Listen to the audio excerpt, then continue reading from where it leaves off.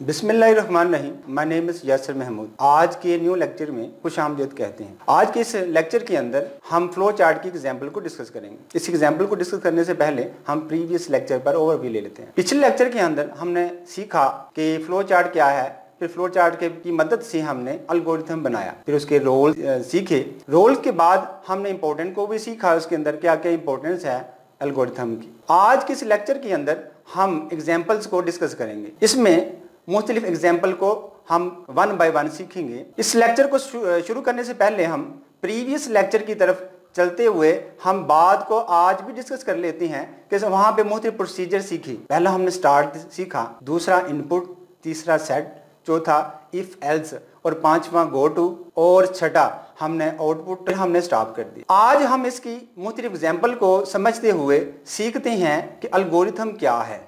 Algorithm को पहले भी मैंने बयान किया कि एक स्टेप बाय स्टेप एक प्रोसीजर है जिससे हमारे प्रोग्राम को करने में आसानी पैदा होती है। और ये भी हमने जाना कि ये फ्लो चार्ट से आसान नहीं हो सकता और बेसिकली ये प्रॉब्लम सॉल्विंग के अंदर ये थर्ड पार्ट कहलाता है। तो चलते हैं हम इसके पहले क्वेश्चन की तरफ। तो ये पहला सवाल क्या है, आपके फ्लो चार्ट के अंदर जो क्वेश्चन हैं उनको मद्देनजर रखते हुए 3 फार्मूले देखेंगे कि हर एक क्वेश्चन को सॉल्व कैसे किया जाता है। तो पहले प्रोसीजर के अंदर हम इनपुट, आउटपुट और प्रोसेस सीखेंगे और दूसरे में इनपुट, आउटपुट, प्रोसेस के साथ हम एल्स, इफ एल्स यानी कंडीशन को भी सीखेंगे। और तीसरे के अंदर हम इनपुट, आउटपुट, प्रोसेस और इफ एल्स के साथ हम गो टू को भी यूज करें। चलते हैं पहली एग्जांपल की तरफ। देन पहली एग्जांपल के अंदर उसने कहा है कोई से 5 नंबर लें, उन नंबर को हमने सम भी करना है, प्रोडक्ट भी करना है और उनकी एवरेज भी लें। और हम जानते हैं इनको सम करना भी इजी है,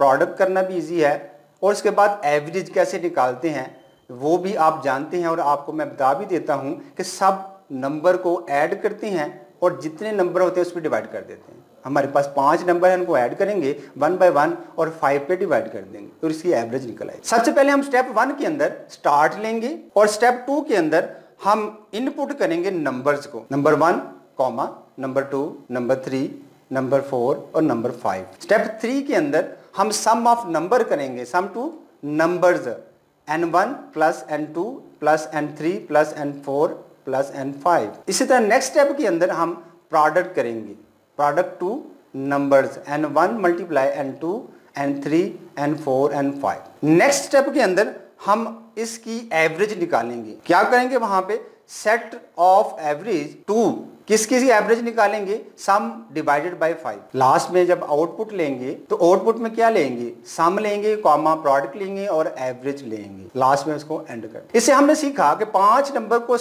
किस तरह हम नंबर के पहले सेट करते हैं, फिर उसके बाद हमने उसको प्लस किया, फिर हमने प्रोडक्ट किया, फिर इसको एवरेज निकालनी, फिर इसको क्लोज कर। नेक्स्ट एग्जांपल की तरफ देखें तो वो भी इसके अंदर ये जो कंडीशन सेकंड है, जैसे कि इनपुट, इफ एल्स, आउटपुट और इफ एल्स की कंडीशन को कैसे यूज किया जाता है वो देख। इसके अंदर ये कहा जाता है कोई 3 नंबर इसमें यूज करें और ये बताएं कौन सा इसमें बड़ा है। सबसे पहले हम इसका स्टार्ट लेंगे। स्टार्ट के बाद दूसरा जो स्टेप होगा इनपुट नंबर होगा। नंबर्स में हम A, B, C यानी सेट द वैल्यू हम वहां पे सेट करते हैं। नंबर 3 के अंदर हम कंडीशन अप्लाई करेंगे, if A is greater than and A is greater than B and C। 2 condition apply कर रहा है, कहता है एक बड़ा हो B से भी और C से भी, देन A आप प्रिंट कर। और दूसरी कंडीशन के अंदर B को यूज किया गया, B is greater than A and C, then आप आउटपुट करेंगे या प्रिंट करेंगे B को। नंबर 3 के ऊपर तीसरी कंडीशन, जो तीसरा हमारे पास नंबर है वो है C को भी इस तरह अप्लाई करेंगे। अब if C is greater than A and C is greater than B then print C।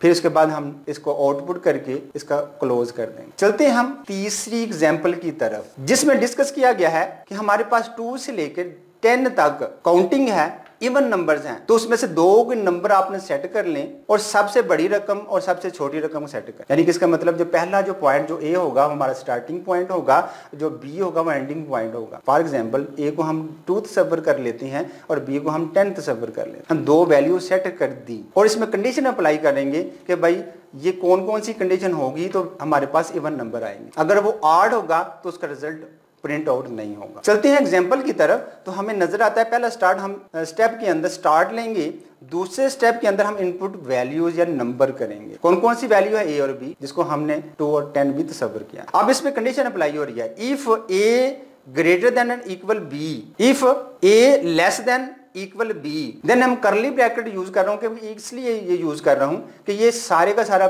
Body part कहलाएगा, इसके अंदर सारे के सारे प्रोसीजर जाहिर किया जाएगा।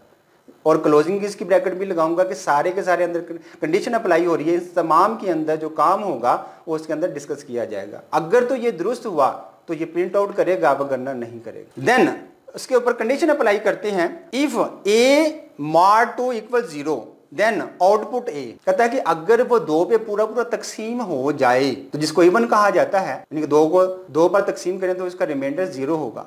मॉड का मतलब रिमाइंडर है, 2 पे तकसीम किया तो उसका आंसर 0 आए तो उसका आपने लाजमी ए इनपुट करवा दें। वगरना आगे चलें तो आप स्टेप नंबर 5 में सेट वैल्यू a प्लस 1 कर दें। जब आप इस स्टेप में जाते हैं आपको समझ आती है कि सेट a वैल्यू जो पुट की थी वो हमने 2 पुट की थी।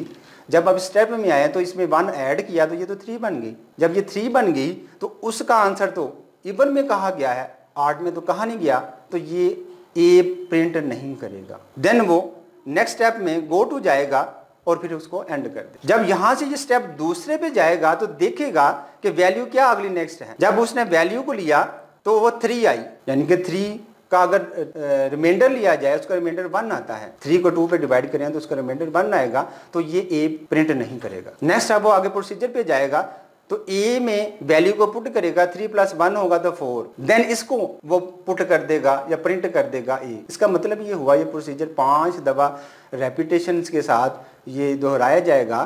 तो देन ये 5 दफा 2, 4, 6, 8 और 10 को प्रिंट आउट करेगा। जब तक ये प्रोग्राम कंटिन्यू रहेगा एंडिंग नहीं होगी। ये लाजमी याद रखिएगा, हर प्रोग्राम का एंड करना भी लाजमी है। मैंने पहले भी थोड़ा सा डिस्कस किया था और अभी भी डिस्कस कर देता हूँ। Algorithm is a finite steps और लिमिटेड स्टेप्स। एल्गोरिथम के महदूद किस्म के स्टेप्स हुआ करते हैं, ना कि इनफाइनाइट होते हैं। याद रखिएगा, इसका स्टार्टिंग पॉइंट भी होता है और क्लोजिंग पॉइंट भी होता है। और मैंने पहले भी बताया ये MCQs के लिहाज से बहुत इंपॉर्टेंट क्वेश्चंस है, इसको लाजमी इसको आप रीड कर लीजिएगा। मिलते हैं नेक्स्ट लेक्चर में। खुदा हाफिज़।